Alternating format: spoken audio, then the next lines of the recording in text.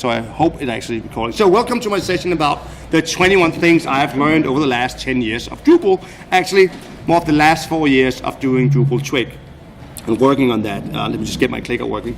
So my name is Morten, actually mortendk. I've been my handle for the last 20 years in the IT industry. I'm the maintainer right now of the Classy theme. So if you're working in Drupal8, that's probably going to be one of the 2 base themes that you're going to work on. We're going to come into that a little bit later on. I run a shop called Theme Machine. It used to be called Geek Royale. We still have the same amazing pirate logo, but Theme Machine is more only focused on doing themes and not doing consulting work for clients. So it's only themes and more themes and more themes. My URL, my web blog is up in mortendk. You can follow up all of my little crazy rantings about stuff I do. And if you really want to follow some of the dumb stuff I do, go on my Twitter channel. That's kind of the one part truth of your life if you're interested in Drupal, metal, painting miniatures, and everything that's awesome. So I was born back in '73. That makes me 42.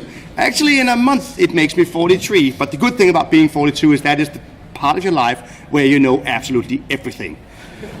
This was actually me 24 years ago. Yes, I was just as obnoxious, just as much full of myself as I am right now, so that hasn't changed. But back then, when I started on the internet, this was the first time I came up, in '96, Netscape 2.0. So that's 20 years ago right now, all good. So what have happened on these 20 years? I've learned one big lesson, and this lesson is that a CMS, it's really hard to build. Maintaining and security, that's kind of a bitch. It's not easy to make pretty because you're working all these different elements coming in and out. And at the end of the day, I went 10 years ago with Drupal, which maybe was a good idea, maybe it wasn't a good idea. But I really don't have the time to regret it, because then I would be, instead of 42, I would be 52. So this is actually back in Brussels, 2006. I actually just wrote a blog post about my experience 10 years ago and what I experienced back then from this community. It's kind of a fun read to jump into, so check my blog out about that. So 20 years, I learned that CMSs are hard to maintain and hard to build. In these last 10 years, I've learned another lesson, and that is that designers and developers are not able to communicate with each other. And that's maybe one of the reasons that we have these problems that we've had in the theme layer that I've been running around and yelling about, and a lot of people in this community didn't see. Actually, my first time I did a design talk at Drupal, at a Drupal event where I did a design buff. There was 2 other people showing up. I was so happy to see them because I thought that I was the only one who was a designer in this community, and they thought I would talk about database designs. I felt a little bit alone that day. I was like, oh crap, I'm the only one here. More people have shown up over the years, so that I've been really happy about. But the thing is that Drupal is actually built by engineers for developers. So what are we doing then as front-enders, or actually as designers? I do see myself as a web designer. That was a title 20 years ago when I started in this industry, by the way. Front-end developer was not a word. I was a web designer. I still see myself as that. I design within the web. HTML and CSS is my language that I work with. And the other thing is, developers don't care about design because it's just front-end. Well, unless the front-end then turns into JavaScript, so you can program everything and maybe reprogram that CSS thing with JavaScript, then it begins to be interesting because then you can tinker about it. That's not where I'm at. I'm talking about design. And the thing is that nobody seems to understand that the markup and CSS, no matter how and what we do, at the end of the day in a web browser, always going to be markup and CSS that's going to define what's on the page. You can do whatever you want with it, but at the end of the day, that's what it is. And that's kind of make it maybe a little bit unsexy. To me, it makes it really, really simple. Because a world without a theme, do you know how that looks? SharePoint. Like this. This is Drupal8 without a theme. Raw, beautiful JSON. And I know all the headless guys go like, wee! This is so pretty! This is so pretty! Well, in my world, it looks like this. There's no design. So now I get really sad, right? I mean, I'm looking into Mordor. Mordor, that's Drupal without a theme, right? Looking into that, like, isn't that just a glimmer piece of hope somewhere? Just a small, oh, there it is, Drupal twig. That is our one tool, our glimmer of light that we can go through this darkness of JSON. Actually, we need to go back to Munich in 2012. I am standing there. You can see the beginning of baldness, right? Starting up there, we have Jen standing over here, John Albin standing over here. This was actually a 12-hour discussion around the whiteboard where we were trying to figure out we wanted to redo this theme system. Why? Well, because we wanted to go A year later, go to Badcamp in 2012 and see Jen Lambton almost cry by a code commit and me walking around the room because I was a little bit emotional about seeing finally us getting a new theme system into Drupal that would make it possible for me as a designer to work with it without having to understand the inner working of PHP, because we wanted to build a designer-friendly theme system.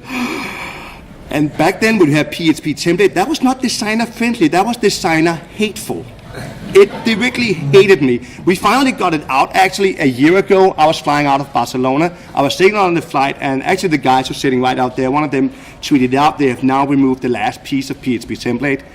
And sitting as a grown-ass man in a flight and being all like, I'm cheering up, I'm cheering up, I'm cheering up. This is 10 years of fighting. Finally get to something. It was kind of strange, but now we're there. Design a friendly system. So there's one thing we have to do first.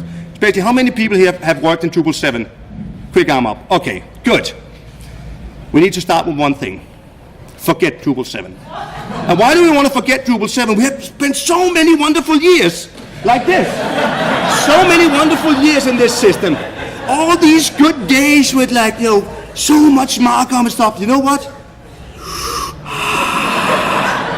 Forget about Drupal 7, forget about this Stockholm syndrome we have having for years. Forget about the divisions as a feature, because it's not a feature, it's a fucking plague inside of our thing. Forget about the 5,000 lines in a PHP template file, because that's not good architecture. And at least forget about the class soup, because now we can actually control all of this. So, the second thing we need to do is you need to understand the basics of Twig and Drupal theming, and this is it. First line up here, that's how I do a comment, this is how I print a variable, and this is how I do something magic with printing something out. Ta-da! You can go up to the Acquia exam and go like, I know frontend and I know Twig. They're gonna give you a high five and you're gonna get a stamp and you're gonna be like, bam, I know this shit. This is what you need to know. Compare that to PHP template, happy days. So, first thing, now we come to my 21 things. By the way, there's no time for questions in this session because I only got 45 minutes and this session normally takes me at 60 minutes, so it might go a little bit fast. The good thing is I'm here for the next 2 days, so just come and yell at me and talk at me or like tweet at me and so forth, because then you can actually get all your questions out. So base theme, the first thing you're going to do is you're going to figure out what kind of base theme you're going to work on. Back in 7, base theme was kind of a thing you download and you put it on, you use Zen or Mothership or like something else with zones in or whatever you want to use. But now it's actually a thing you do from the get-up, because either you're going to use stable or you're going to use classic. These are the two base themes we have. Then you can have like different contrib themes on top of them, and then you can have your own theme. But from this get-go, no matter what you do, you're going to use a base theme. There's two base themes you need to know. There's stable. Stable is a clone of the markup of Drupal 8.0. And so by knowing this is a clone that we actually have separated out of Drupal core, that means that we can now fix Drupal core and you can still rely on the markup. So let's say here I'm relying on the class Inline in my markup to do something with a background blue. And that's also over in my stable theme. This is my base theme. So in 8.3, if we figure out, you know what, we're going to remove this hard-coded inline class, because of course it's wrong to have hard-coded inline classes in. If I'm going to remove that, what is going to happen in your theme if you're relying on Drupal core? Well, this. Suddenly you don't have this class to rely on when we remove that. So by relying on stable instead, you're actually going to make sure that you can rely on this markup. This is good old-school markup and classes you can rely on. So stable basically protects us from not being able to fix what happens in core. And if you think like, why are you going to do that? Well, back in Drupal 7 when that came out, we had a lot of themes in there, and none of them were responsive. That was back in 2010 it came out. And then in 2011, the whole world turned responsive. We couldn't change anything in the themes because we did not know who was relying on them. We would break your themes. That's not the case anymore. So always use stable or go with this other one called classy. This is the one I'm maintaining of. It's kind of where you have your like standard class names, markups, built on up on BEM naming. People know what BEM is? It's a beautiful CSS architecture. Read up on it, it's wonderful. Or come and talk with me afterward. It makes a lot of sense when you build big sites, which Drupal always turns out to be. So basically when you build your theme, always take this choice between these two themes. Classy means that you're going to have all the classes, all the markup, kind of like default Drupal stuff back from Drupal 7. Stable means you're going to work with as little as possible and kind of redefine everything of where you want to go. And don't be what we call false. False is where you say my base theme is false, so I'm actually going to use core, because then when core came up with a new change in it, it's going to affect your theme. And you don't want to go back and fix that, because each 6 months we're going to come up with a new release, and we will fix stuff. So basically, in your theme, always base theme, don't go with false. So if you want to read more about this, there is the guide for it, Drupal8 Theme Guide Classic. I did also a quick blog post about it. Why this is interesting. Seek and destroy and debugging. So debugging is an issue that also can have a little bit of pain. I know there's another session here where they talk about theming and debugging. Basically, what you want to do is set up your settings file, check out your services file, match these two up, set up your CSS, your preprocess, and your JS preprocess to false, because then you don't have to change these settings. So when you're working with your theme, your CSS is not going to be compressed all the time, and you're going to hate your life. And by using the services file, you can always also set debug to be true. And debug in Drupal 8 is absolutely wonderful. That's like one of the big scores. Because what happens when you put on debug and you reload your page the first time, and you go into like figuring out, okay, what's happening on this page? I go view source. This is what you're going to get. And as you can see here, suddenly Drupal is now telling me every part of which template is used for this piece of markup. Oh my God, and even better, can you see all the different names here? These are all the template suggestions. So if you want to change the markup, you clone that existing file, give it a new name, and now you can actually begin to build in on it. And the little cross down here actually tells you which of these template suggestions you're using. And even better, here we even tell you where the template is. And I know it used to be job security for us, because in theming it would take you about 2 to 3 hours to figure out where a template was, and nobody else would know it. You had to like do a little bit of note, like, okay, views templates are actually hidden over here, or this module or that module. So that we actually now can just get shit done in the theme system instead of having to look like idiots in front of our coworkers because we can't figure out where stuff is. Those days are gone. If you want to be even smarter, go into the Chrome store and look for Drupal template helper. So that will give you this kind of interface instead. So instead of so your view source will be completely clean from all of these comments, and instead you can see directly what happens here. And as you can see, I have a tendency to build very long and very complex name structures. That's so I can actually figure out and I don't overwrite my templates. I'm going to hit that later on. So other thing, install Drush, you're going to need it. Because then you're going to work with Kint.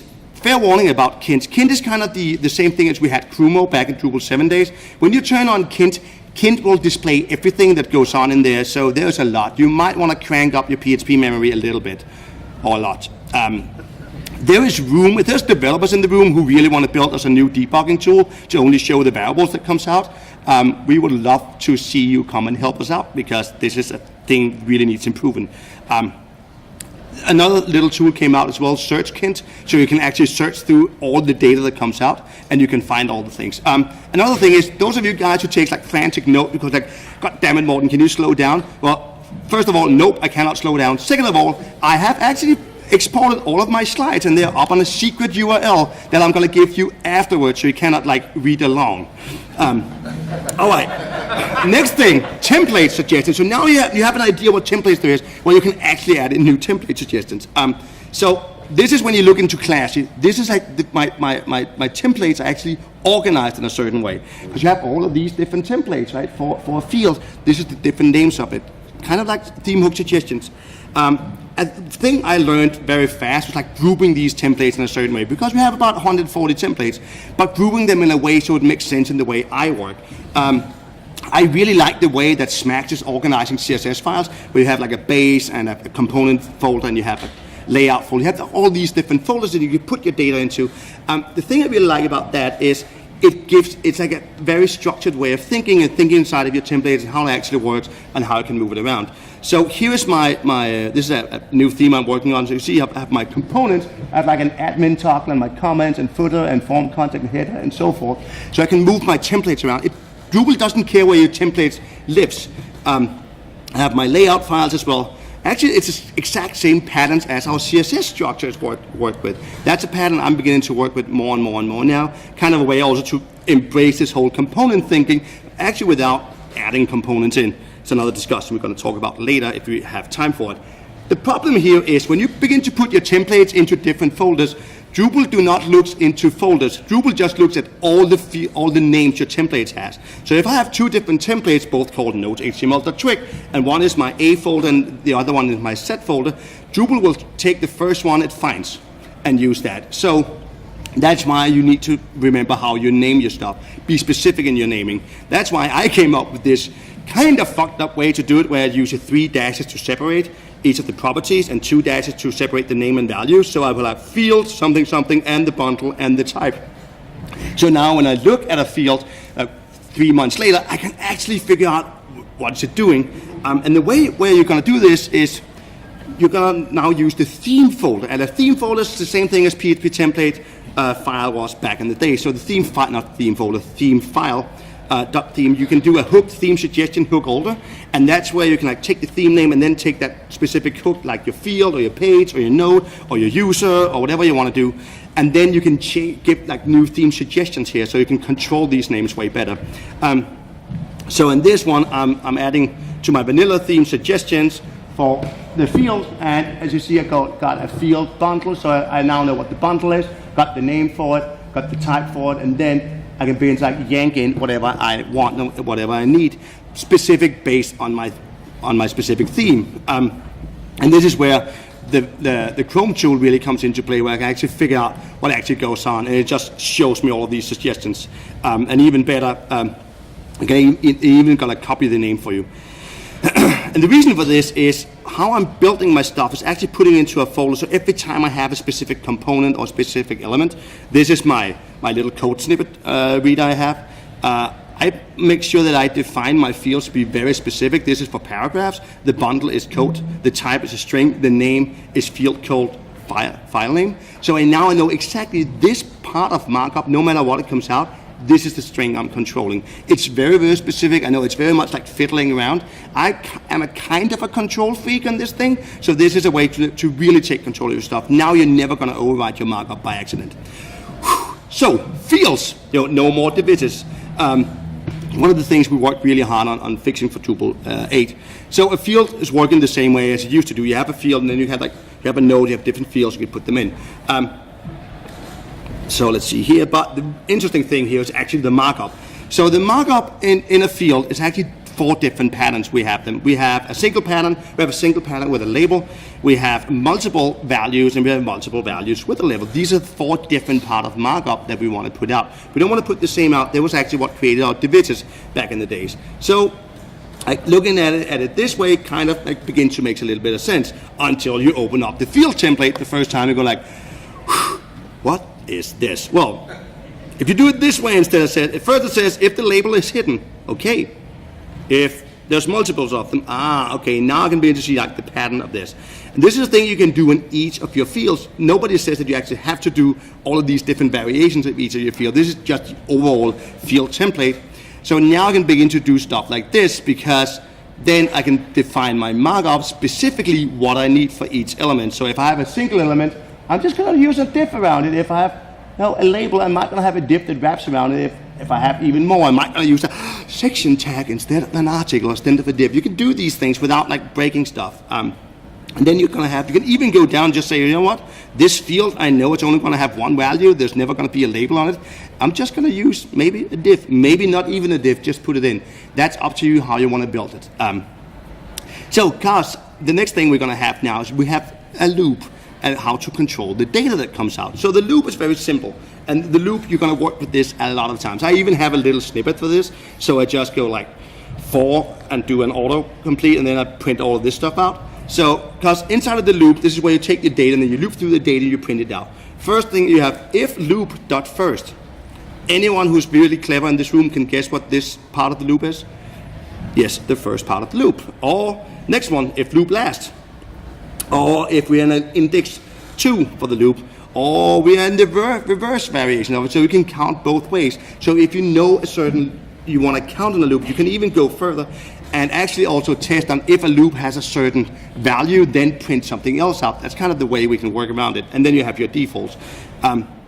That's your loop controls. Give you a little example of what I did. This is about a year old example where the idea here was just to show if I want to taste on loop index, when that turns into 8, I want to do something completely different. Instead of just using the same data gets printed out all over this field, I can do whatever I want with it. By the way, is there anybody who have any water? Nah. Oh. So while this while this video is playing with it. As you can see what I'm doing. Ah, yes. My lovely assistant.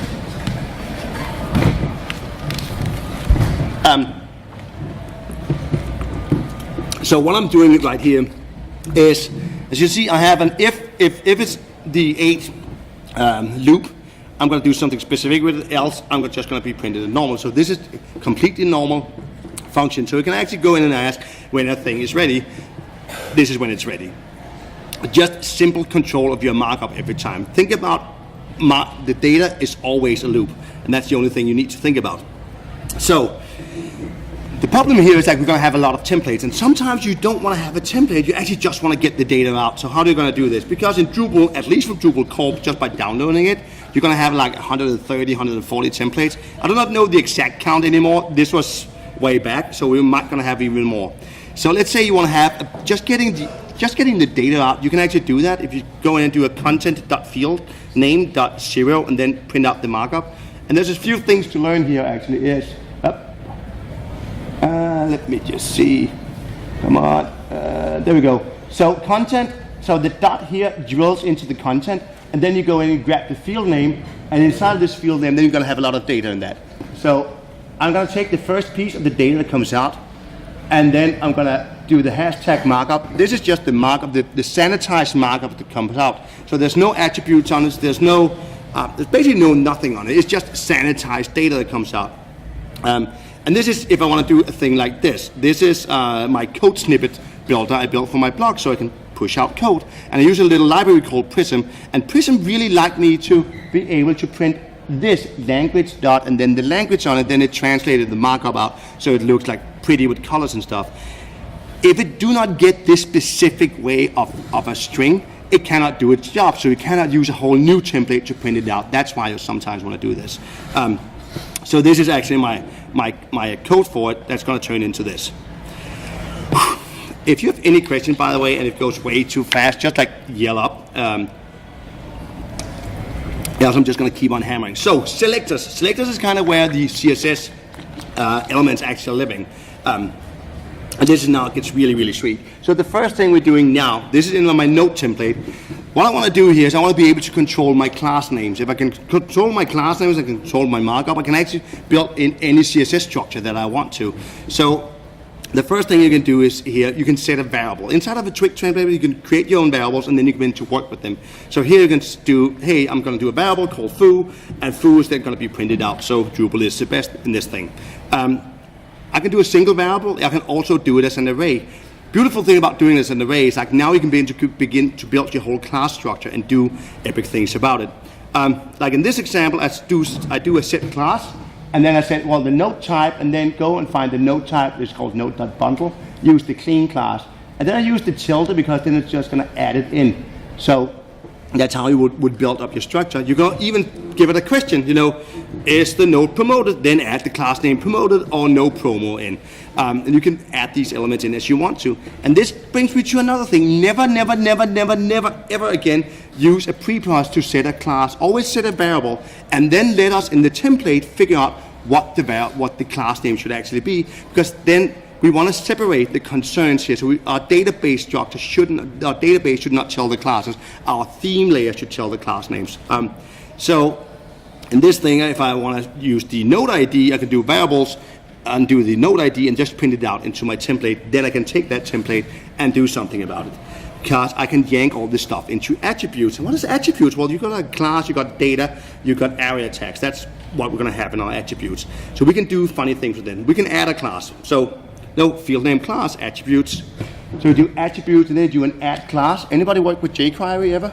Kind of see this the same way we're doing it. You're going to add a class. This class is actually now a variable that's set with these elements in. So I have my field name, and my field name here is tags. Then by doing add class with the classes, bringing the classes in, and it's going to be printing out this value. If there's multiple values, it's going to print them out with a space in between. I can even remove a class. And why do you want to remove a class? Well, sometimes you have a module that do something dumb. This is my bad Canadian module, and it's going to add in a class called Nickelback. Me being a grown-ass man who really liked rock and roll, do not like Nickelback. Had it been Bon Jovi instead, it'd been completely okay, but that's another discussion. So I have a module that adds in a class I don't want to have in. Because how Drupal adds classes in is Drupal core is going to add some classes in, like the most essential classes you need. Then you're going to have modules who's going to add classes in as they need them. They can do that with the var attributes and then do an add class. This is bad Canadian module, so it added in my Nickelback class. And then my classy theme is also adding stuff in. All of these different modules is trying to yank it in. So how can I actually remove this from my theme? Well, I can do an attributes.remove and then the class name. I can even up it one more. I can even taste on it and say, if a class is a certain class, if it has a class, you can even do something with it. So you can actually use modules to give your stuff, your attributes of one class, and then you can add in the class you need. So let's say it puts out a class called green. Your green class is actually going to make text really big and green. You want to have the class called blue. You can taste on it, say has class green, make it blue instead. And in this thing, I can actually go and I can even remove multiple classes this way, so you can clean it up. So bad Canadian can actually just get removed by doing attributes remove class, and you can go this way.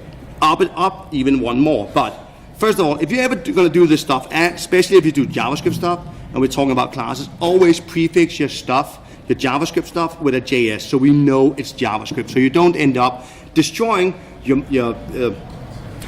theme or your JavaScript callers just because you put in a class name.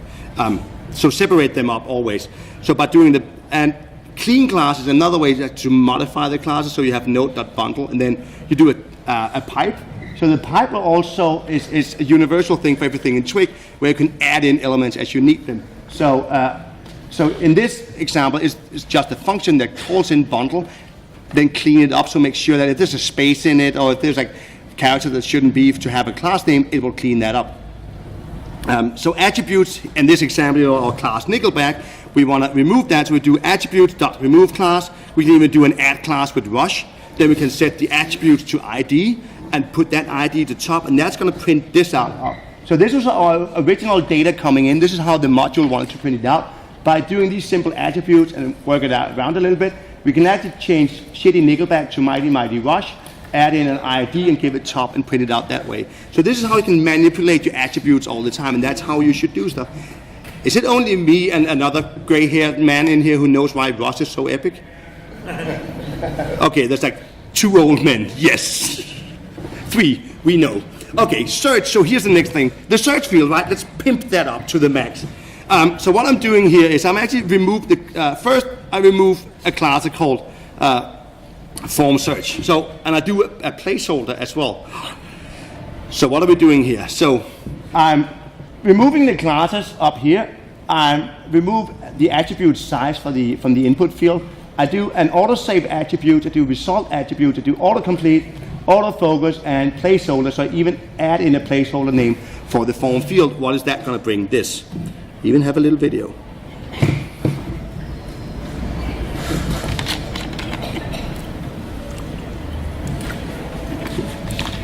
So this is a thing that Safari browser does, but way back in Drupal 7 land, we could not do this out of the box. This is a little trick that we figured out. Hey, we can do this.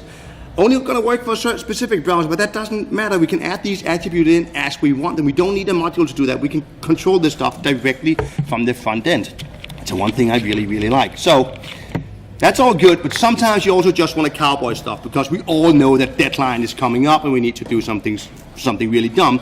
And this thing is that we all know at some point we're going to have something we need to add a class in based on a node ID, because the client want to have this page to be screaming pink when there's this specific node, and it's Friday, and we know the best time of day to like publish new stuff to the site, that's Friday afternoon. So we're just going to yank it in. So in this case, I want to add in a body class called Hot Rocking Cowboy, and Hot Rocking Cowboy class is going to be a background hot pink. So how are we going to do that? Well, we can actually use preprocess to something useful in this time. So what I'm doing here, I'm doing a preprocess on my vanilla theme, preprocess on the HTML, so I can yank it in there. I then taste on the node, figure out the route, get the parameter for the node, and then I take that the node ID and add that in as a variable. And then I can actually go up and say set body class as my HTML, the Twig template. If the node ID is 158, add Hot Rocking Cowboy in, and then we go down here and say attributes, add the body classes. So whatever body class I'm in here, yank them in. So this is what it's going to give you. This is, of course, this is how you're going to do all your dumb tricks. Always put them into a variable. Also, because when you go in later on and read your template, in 6 months, we got, why the fuck is node 158? It will have a hot pink and a half-naked cowboy on it. Well, I don't really know, but let's look in the template. And then you look at the template, you're like, oh, yeah, we're testing on some node ID here. Why are we doing that? You can actually then remove it without accidentally breaking something else that was relying on having the node ID. So like separation of concerns. Libraries is another great thing. So libraries is where we collect CSS and JavaScript in Drupal 8. Basically, it goes kind of at the idea of if you have a slider, you can like bring that in. You have the JS and the CSS and the JavaScript for it. Yank that in and be able to call it from several places. Normally in your theme, you will have a global library where you define all your basic template files. So in this case, as you can see, what you can do here is, first of all, the way we're grouping all of our library files is by the SMACs definition. If you don't know SMACs, go read up upon it. It's one of the ways we're building every CSS or the CSS file structure in Drupal 8. But the thing you can do with it, say you have a CSS file, you want to like put it before something else, you can add in a weight. You can add in, if you want to put in external elements, like let's say I want to use Google fonts. I can actually do that just by adding in type external and just yank the whole URL to it. So you don't need a module to do that. You can just do it directly in your theme and put it in. If you're going to have specific media, because like, oh, this is only for print, you can add that in as well. And even better, in the library, you can also define dependencies. So if you want to have jQuery in, you can then call it in. If you don't want to have jQuery in, just don't call it in. It's not going to be there. So those 82 kilos of love that all of our pages use to get, you don't need them if you're not using jQuery. You can add libraries in. You can also remove them. You do that by doing a : false. So here I'm removing modernizer inside of my info file. Go call modernize and then just say false. Now it's not going to be loaded into my theme. It's a very easy way to kill these things. Style sheets remove. If there's a specific style sheet that you cannot figure out which library it comes from, just take the whole path, put it in here, and it's not going to be loaded. That's another little trick of how to remove stuff. It is deprecated, but it's kind of okay. Inline libraries, now it begins to be sexy, because before we're just adding in a library, like a big heavy library. Inline libraries means that we can call in libraries from a template. So you saw that little example I showed before with like my little code viewer. Here it is again. I'm going to add a little bit of code.css. I'm going to add prism and prism CSS. So to be able to do that, I can do that very, very simple. So this is my paragraph file, as I've written up here. Then I do attach library, and then I go active theme, and then I put in whatever name for it. And then this code snippet, this is actually my definition of the code snippet I've defined up in my libraries. So I have the code snippet, that's the same name for it, my CSS, and then I go, this is CSS defined in the theme group, then add in the whole path to them, also the JavaScript files. So this is now encapsulated into a library I can now call in from any template file I need. So if you have another place where I know I want to use this specific elements of CSS and JavaScript, I can call that in based on each template file.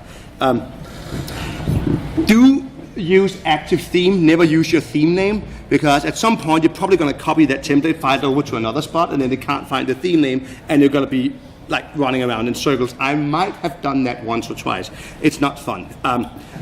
So use active theme and then the theme name for it, or the library name for it. Because the beauty of this is that you can see up here, here's my code snippet library. I can have different templates all around my system that needs this piece. So let's say you have a form library. Every time I have another form get called in, I can just reuse the same library, and it's not going to overload each other. So it's like very separate. It's a really, really powerful thing. And just think about like every time I have a template, and now you can even begin to think in components and go in that way. The next beautiful thing I actually learned here was inline SVGs. How many here is using SVGs inline?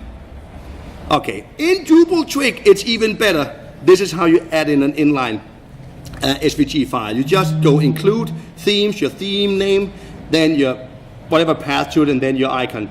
And then you're going to get this.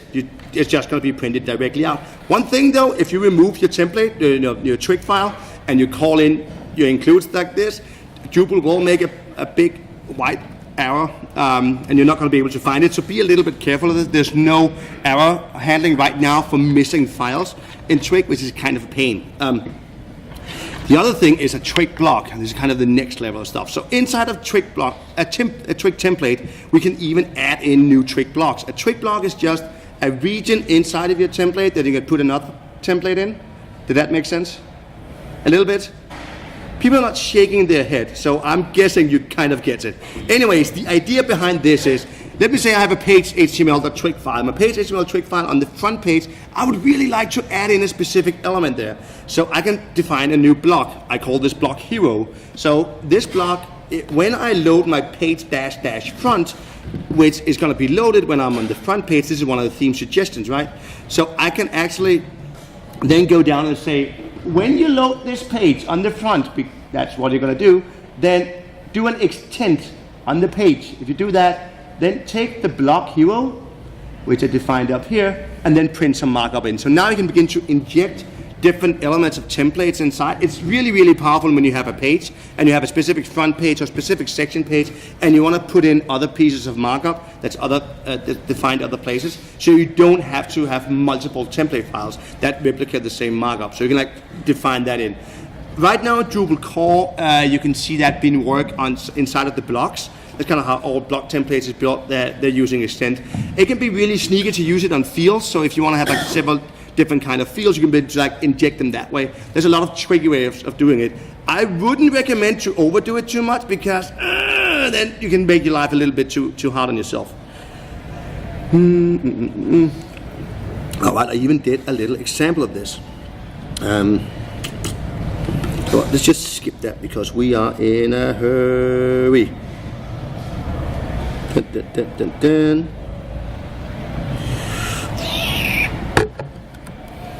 All right, so here's the thing. First time I came into Drupal 10 years ago, the first thing I wanted to do was build a menu. This was back when we did images. To do like a sexy menu, as it was kind of called, was to do like rolling images. Remember that? You put your mouse over an image and that image changed. So all of your menus would be, yes. That was before we could do that stuff with CSS. So we did it the hard way. The problem with menus back then was I had to hard code it all. So I had to use regular expressions to get all this stuff, and that was not an easy thing. So now we're in the new, beautiful future of 2016, and I want to do the same thing with an SVG file, and now it begins to be complicated, because SVG you cannot just yank in. What I want to do here is, this is my menu for my website, and I want to be able to like use it as a normal menu. But I also want to be able to add in an icon and call in an icon in a specific place. So what I'm doing here is I'm using the description fields, and this is just an example of what you can actually do with Twig inside of Drupal right now. So I'm using my description field, and I'm using using the pipe to separate the data. So now I have a string of data, and I also gotta use this rocket for my ID. So let's see here. All right, so that's the plan of it. So what I'm doing here to make this work. Basically what I want to make sure is, as you can see here, I'm yanking, I have a menu icon, then I have an SVG. I'm using a kind of an SVG with the SVG link. Have you worked with that yet? Anybody? SVG links is pretty hot. It's kind of having, what do you call it, image mapping kind of way. So you can yank in all your SVG files into one SVG folder. You just put that on the server. You don't have to load it up anymore, and then we can point to it. It gets a little bit tricky here. But anyways, I have my link. Inside of my link, I want to have my menu. I want to have my SVG file. I'm going to call that in and make sure I get that the right way. And then I'm going to use the menu title again and put it in, like, define my markup. And this is a straight up Drupal8 site. So I also want to make sure I'm going to use the isActive class. isActive is getting injected by JavaScript, so you cannot add that after the fact, so you have to follow this structure. I'm going to use my SVG line with the use element, and I'm going to use pure CSS to add a tooltip in. I have my menu icons here. This is how the whole SVG files look, so I can add in different elements for it. And then, as you can see here, I have like camera, code, Panther, and rocket, so forth. These are my IDs. So to be able to show this specific element out of this file, I'm going to have separate IDs. So inside of my description, what I'm doing here is I add my description in, so I can use that for my tool text. use the pipe to separate the data, and then the rocket here, that's going to be my ID. And call that it for the menu. So basically what I'm doing, I'm taking the description thing, I'm splitting it.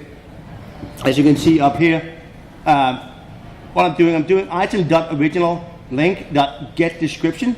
That's bringing the whole description part out of the menu. Then do a split on it, take the pipe here, split it. So now I have description, and I have the other part of the description, so I call it link title and SVG icon.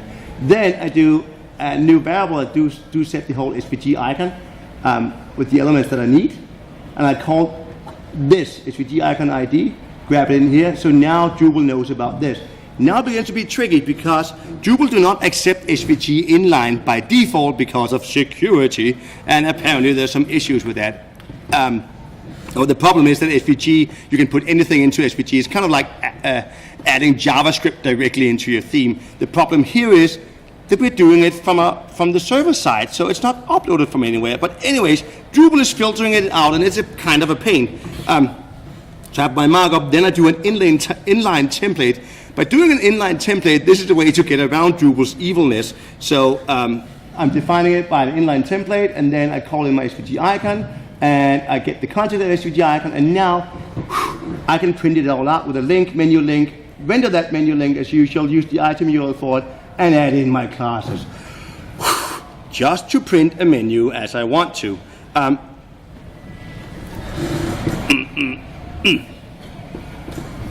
There we go, there's the markup for it, here's the SVG use, here's the icons, and now my inline template, and add the attributes to the link. I did really want to prefer just to be able to do set a variable, put in the markup, add in all the markup that I needed, and then do a link on it. It's not possible right now, but hopefully at some point soon-ish, we're gonna get that kind of thing. So the security guys, we don't wanna screw over the security guys, but you also know if you work in security, the first word you learned was no. The second word is no, and the third word is no as well. That is what they do. It always is no, always is no. Kind of a pain. Anyways, next to the next one, the 17 things I learned by working on Drupal Twig was layout and how to do a layout. So if you have a variable inside of your node, like content, that's kind of the start variable we always have, you can do a pipe and then do without. And this is how you separate your data up inside of your template. So content pipe without, and then the field names. Now you can print out all the content, but besides these field names, and the field names afterwards you can then print out. So how does this work? Let's say this is my layout, right? I have my content here, I have an image over here, I have a text over here. This is how I want to have it to look. But if you just print out the content, it's going to look like this. Going to have text and tags and image all in one big chunk of data. I cannot separate that up, or you can actually now. So I do content without, like in this example, content without the image, and then I print out the image by doing content.image, and then I do still, by having the content and then telling it to print stuff without it, means that I just separate each piece of it out. So now I first take my image, print it out, and then I'm gonna have my tags, and I print them out as well, so now it's separated up. Kind of works like forms works as well, so you're just gonna keep on printing it. So in 6 months down the line, when we figure out, oh crap, we want to add this new field, what are we gonna do then? Well, you're just going to add the new field in so you can actually see it getting printed out. It's not going to be printed out in the same layout unless you want to put it in another place, but now you can control these elements. And you're not going to be like running around screaming trying to figure out why stuff didn't get printed out, because we do know our Drupal sites do have a tendency to be a little bit complex. So I can actually do something like this, have a class left out here, see, okay, I'm just going to do print out without links and field image and field tags. Print that field image over here, print the field tags over here. It doesn't matter where you put it in your markup. So the pipe without is kind of a way to separate and control your markup on each specific template. Another little trick I learned was how to kill some of the dumb stuff. So a thing I'm doing in my themes, I have a theme. In my theme, I have a folder called _remove. And the reason for that is so I actually know where stuff is. So inside of my base, I have my cleanup folder, and there I put like different things in. Let's say my region template. The region template, I don't use the region template, it always gets loaded on each page. So by removing that and just having it to print out the clean content, you don't get a wrapper around that element. But I now know that everything that's inside of this folder is things I've used to clean up stuff. So when something is broken at some time further down the road, I can go back and look at that folder and know exactly what goes on. This is where I try to clean stuff up. My cleanup folder. Filters and auto escape. Are people following all my ranting so far? Are you falling asleep? A little bit. All right, filters is one of the things that got really, really funny, because filters is one of the powerful things in Twig. You can print out a piece of data, and then you can like do filter stuff on it, like make it uppercase. That was one of the things I figured out here. You know what? I'm gonna make these part of text to uppercase. I could do it, of course, with like straight up CSS. I know that, but because I'm a nerd, of course I want to use Twig for it. So I start up by doing a filter upper and say uppercase is awesome, and then I had some data I want to print it out. So it goes like this. So as you see, filter upper is one way of doing it. You can also do it with a pipe. This is how it would take a whole string. So uppercase is awesome, yada yada yada. Good. Now my text is in uppercase. Sweet. I could do the same thing on item.content. Well, kind of. So when you do upper, what it's going to do is this. Suddenly now it's doing uppercase, but you see all the data is like printed out. You've got the p tags, you've got the strong tag, and so forth. So I was a little bit, god damn it. Okay, what are you going to do then? Well, you do a new pipe on it, you can strip the tags. Now you're going to get this. Now I have goddamn spaces inside of it as well, because everything is auto-skipped. Well, then I can do this. And that's when I can do this. The guns. So, because filters are not working the same way as filters was used to be working. So if you look at traditional Twig, you can just add in filters. That's not how Drupal works the same way, because we auto-escape everything. That can become a little bit of a pain, and that's when you actually want to do chaining your filters and do things like that. Of course, I know in this example, I could just have done it the other way and just do it with CSS, but it was more like proving a point for it, because security is a thing that is important. So, two more things I learned. Another thing I learned when we were doing this by accident is our screenshots. So, this is how screenshot looks. Now in screenshot, you actually is going to add in the whole file name. So I can do a dance.gif. So now my screenshot looks like this instead. The good thing about this one, I know this is maybe a little bit silly. This was the GIF I had floating around on my laptop at that point. But the idea is that now actually when we're presenting our themes in our backend, we can actually show maybe how does it look in 3 different responsive modes. We can actually begin now, just by this little change of adding the whole file name, we can add in these elements as we need them, which I'm fairly happy to look at.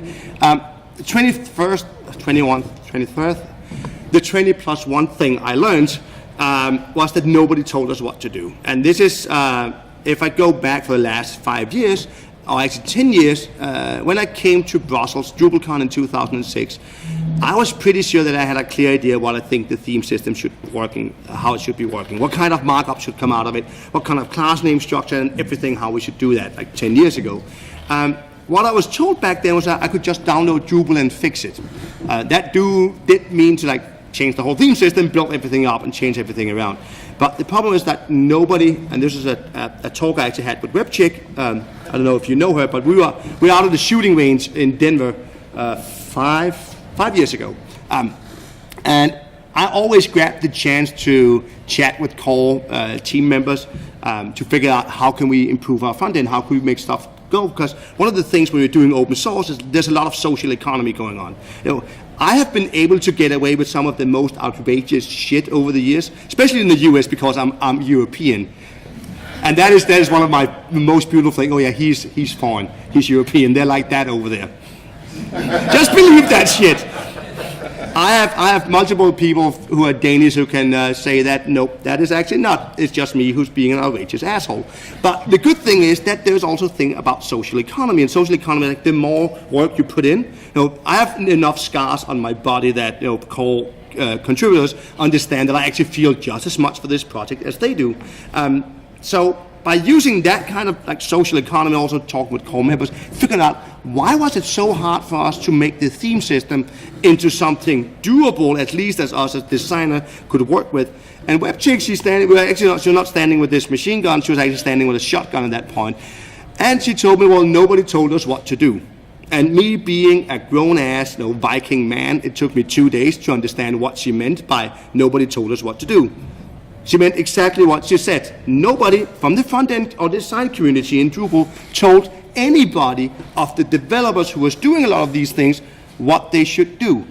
So the reason that we had, a div with 10 different classes on, and another div with 5 other classes on, and a third div with even more classes on, was like, if you're sitting 5 devs in a room and trying to make stuff work, and be like, okay, how do we present this out? Well, okay, if we just yank in a bunch of classes and a bunch of markup, they can just put in whatever afterwards.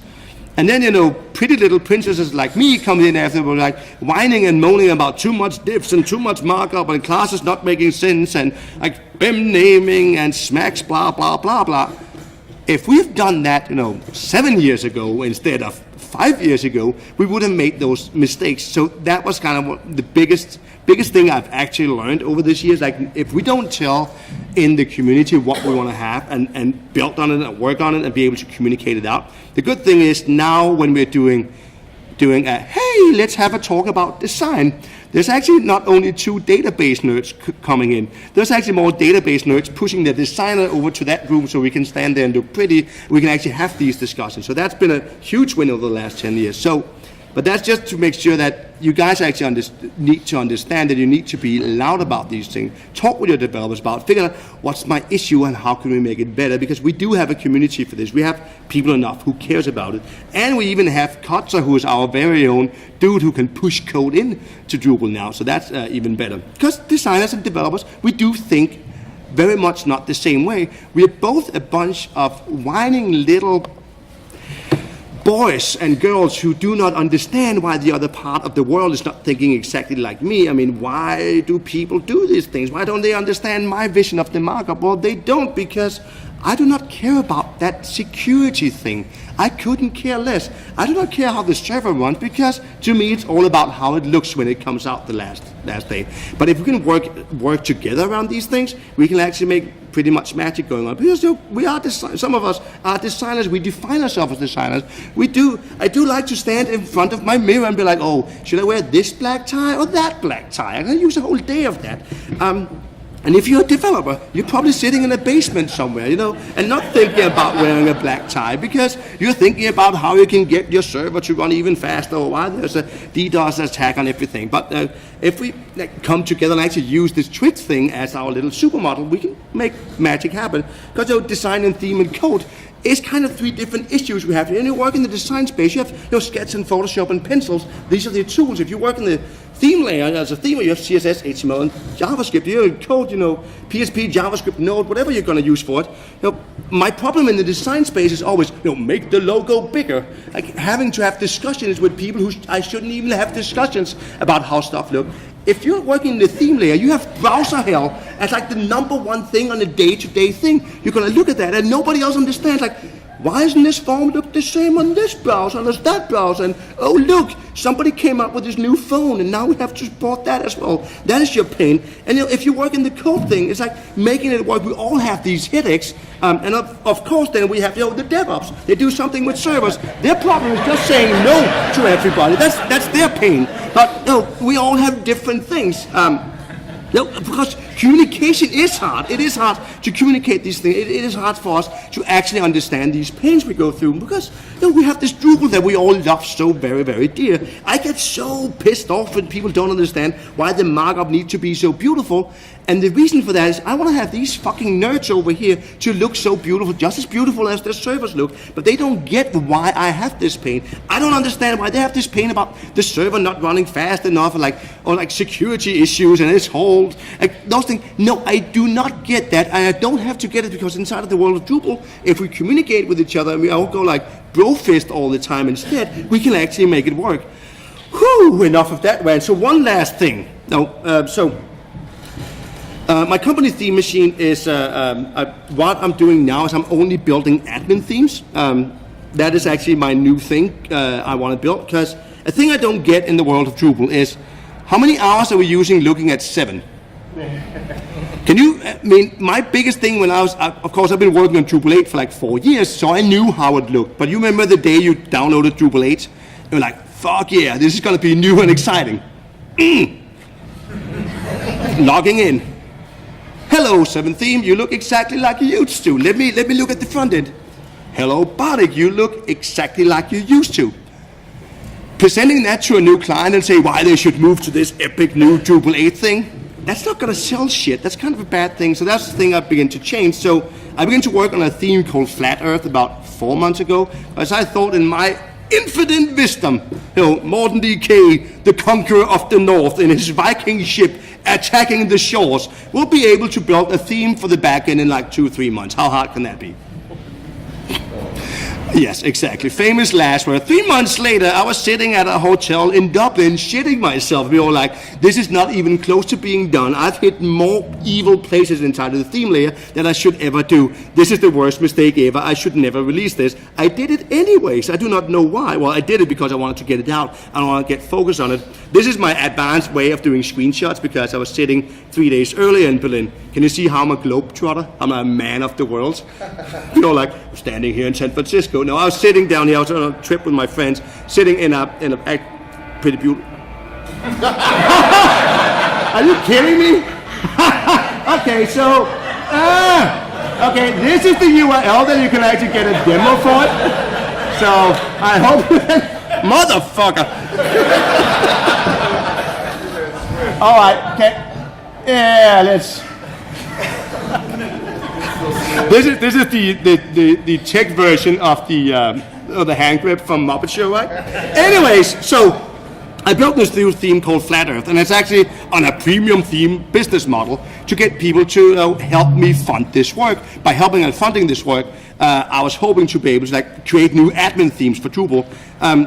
So I did a blog post about it. You can go in there and read about it on my mortendk site. But actually, what I did, can't even. Any idea how I get that one down again? Nah, no, but okay. Anyways, you pressed the first time again. I didn't press anything. It was just up there. No. Anyways, Dries put out a tweet during keynote in Dublin. Can you see it up there? It's actually a tweet. Well, anyways, I did for fun said that Dries I would help him building a new theme. What actually happened was for the next 12 months, I'm sponsored for a single company to actually build a new theme for Drupal8, a new admin theme. That's the only thing that I should do, design a new theme for Drupal8, which is going to be called 11. Yes, because 7 is, 7, 11, no, 11 because it goes to 11, because that's how stuff works. Actually, the idea is this. So, right now we have core, we have stable, we have class, we have 7, we have bodic, and then 11. The 11th theme, the idea is to have a framework for a new back-end experience. And then you can build up your own admin experiences on it. That's what this work is going to build upon. I had so many clever jokes here. So if you want to help out with this work, follow the space around the 11 thing. Tomorrow around 12ish, I'm going to do a buff about it, where the two things I'm really looking forward right now is I'm not interested in building this for developers. I am interested in the end user. I'm interested in people who want to talk about doing end user design.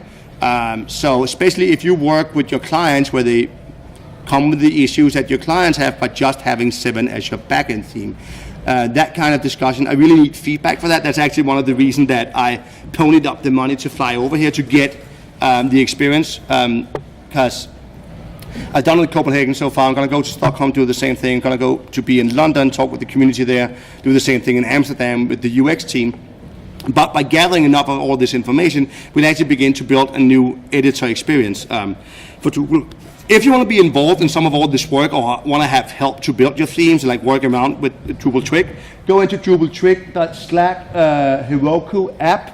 That's where we're going to have, that's where our Slack channel is. We're about 400 or 500 Drupal frontenders who talk back and forth. There's also a frontend Slack on D.O. Ours is a little bit more rowdy, a little bit more noisy. There's a lot of different people there, talk a lot about stuff. If you even want to go one better and come and visit beautiful Greece in May, there's going to be Frontend United, which is a 2-day frontend conference in Athens. It's going to be the 7th year we're going to do that in a row. So it's a specific Drupal frontend conference, 2.5 days of complete and only front-end Drupal. Ton of designers, ton of front-end developers showing up. This year we're going to have Jonathan Snook and Rachel Andrew and a third keynote speaker. We're trying to get people outside of normal Drupal world.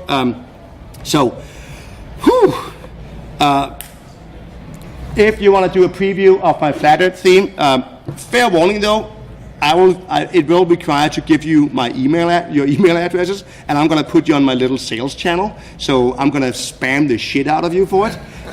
Be able to come and buy my stuff. No, the reason for this is we need to rethink the way we're doing admin themes or doing themes in Drupal. Specific. Right now we have frameworks. We don't have any designs. That is actually hurting our sales at the end of the day. It's a new business model we need to look into. So my slides is on tinyurl/badcamp-21things. I am going to put a link out with this from my Twitter account in a few minutes and hashtag it with Badcamp so you can find all that out now that I got pulled away from the States like this. So with those last words, I do not know how long I spoke, but thank you all for showing up. And if you have any questions, I have stickers with me and all kinds of stuff going to float around here today and a few hours tomorrow. Tomorrow at 12 at the Buffs, come and help me out, talk about admin experiences, what we want to have for it, what we want to build. And thank you all for showing up and not booing at me.